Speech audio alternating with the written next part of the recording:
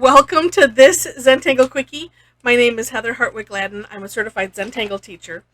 And today we're going to take a look at the tangle Spearator from CZT Suzanne Fluhr.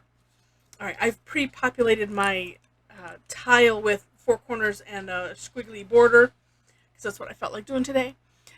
This is a neat one, and it's nice to have a variety of easy tangles that create some contrast. And this is one of them. All right, so it's really a giant zigzag. Pick a place to start. Let me get this in the center here. All right. And mine's going to be a little different just because I have the squiggles, but it should be fine. So it's like a narrow zigzag.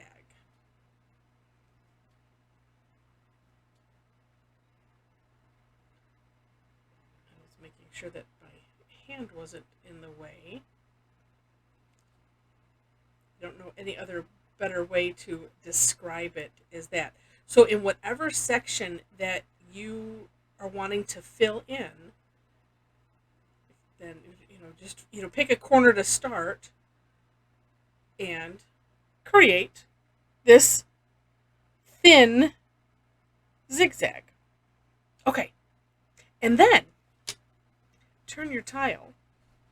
See, there's a tangle called Or Leak that I did some time ago, and it's similar where we're kind of doing like a squiggly line and auraing it, and then you turn the tile, like this, 180 degrees it would be. I think I have to get my degrees right. I think I'm right. If I'm wrong, I apologize. And do the same thing over again. It's a neat technique and kind of fun. All right, so then same thing here, and this is one of those just kind of pick a place to start, and I have to get my bearings here, and feel, air drawing is good. One thing I want to do is I kind of want to cross something to begin with.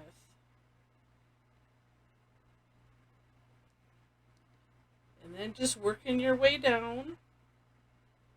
Now, one thing I noticed on Suzanne's step out was she kind of marked places to put these, so like where you could aim for.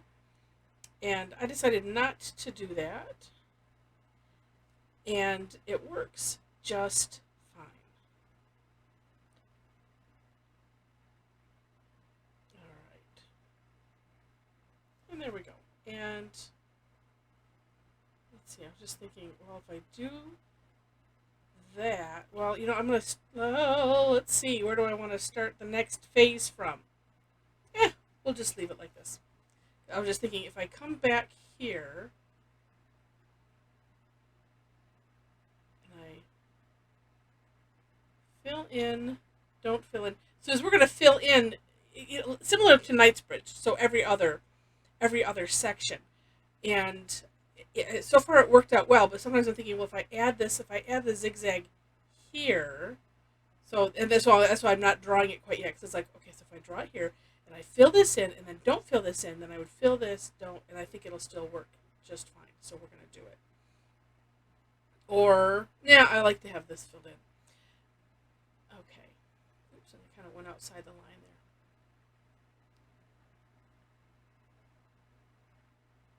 And so this is just a matter of being careful and making sure we're alternating. So here, as I said, no there, and so it's just going to be this little sliver. That's what's going to get it here. And then up here, we're doing this little corner and this bigger section. And I'm going to say, like here where this doesn't quite go down, we're just going to make it go down into it, and that'll be fine. Might have to have, like I said, some adjustments as far as that goes.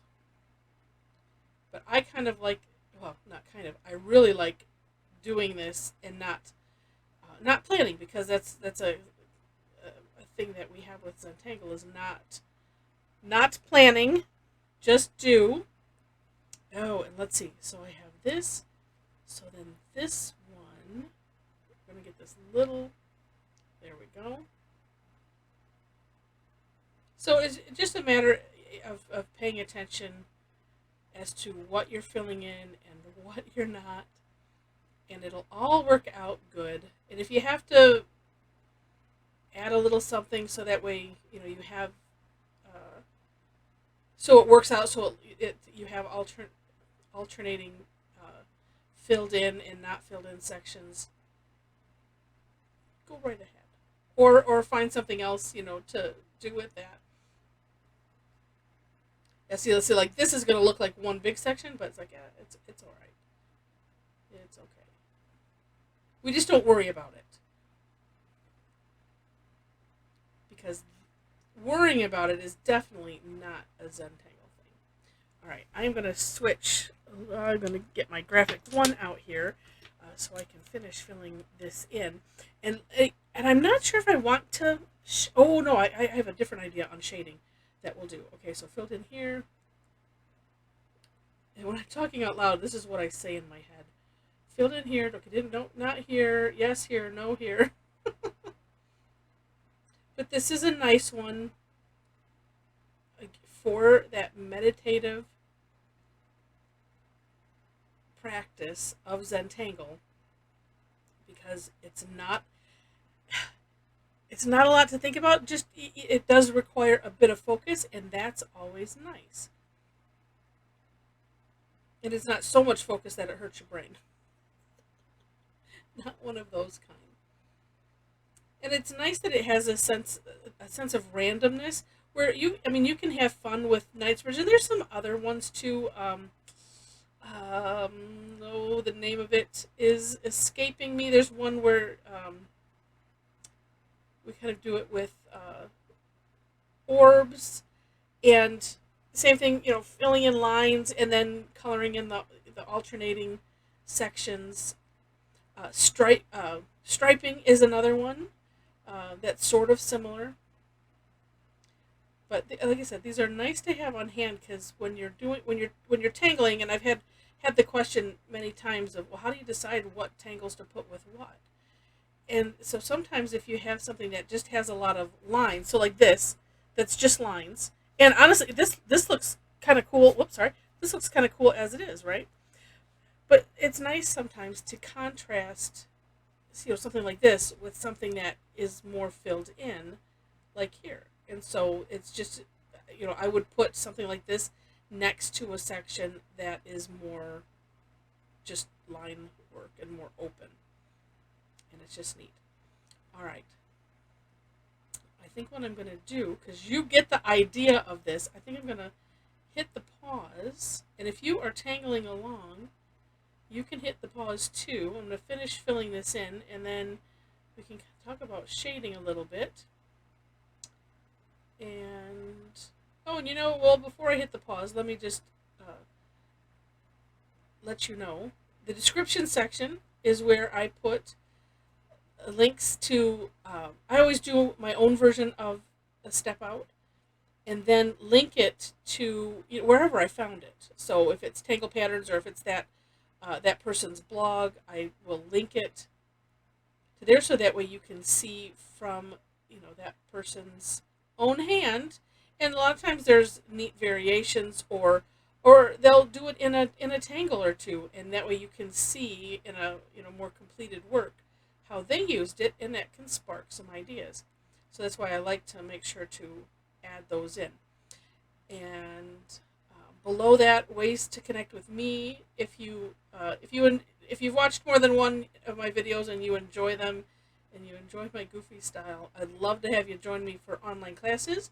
I have something almost twice a week. I have free sessions on Thursdays, every Thursday, unless I have to change that for just scheduling purposes, which I know in August, I believe I have to change one, but I'll change it to a Wednesday or something like that.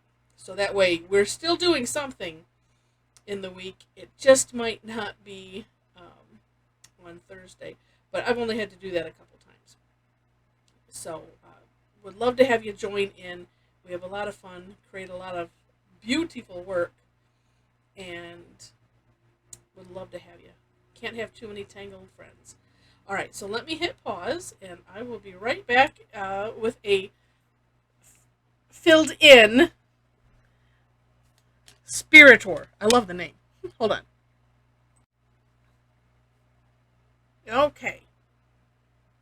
Here we are with a finished filled in tile. Now, here's a couple ideas for shading. One is shading the entire area. Now, this is what we call a monotangle because it is a singular tangle in on the tile. But and depending on what your tile looks like, you could either bring the graphite in, and so where it's not heavy, like here, you're not going to see too much. But if you brought it in a little bit, now I'm debating which way should I bring that in. Because that would be a great example. Or you could, what I was initially going to do was just bring the graphite out into the border. So you could do that too. It creates a neat, misty effect. But bringing it in is neat also because you can create what I like to call like a shadow box effect. So let's just do that. And then being real careful. So if you're shading right after you're tangling, just be careful on where you have the filled in areas, because especially if you're using a Zentangle tile, because it's cotton, it's it's paper, it's cotton paper, but you'll end up bringing up fibers and things. And so I brought the graphite in just a little ways into the white section, so that way you can see it.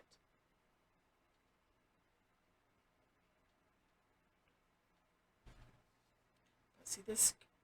Well, I guess this could look one of two ways. One is it can look puffy, so like as if it's raised. I'm thinking of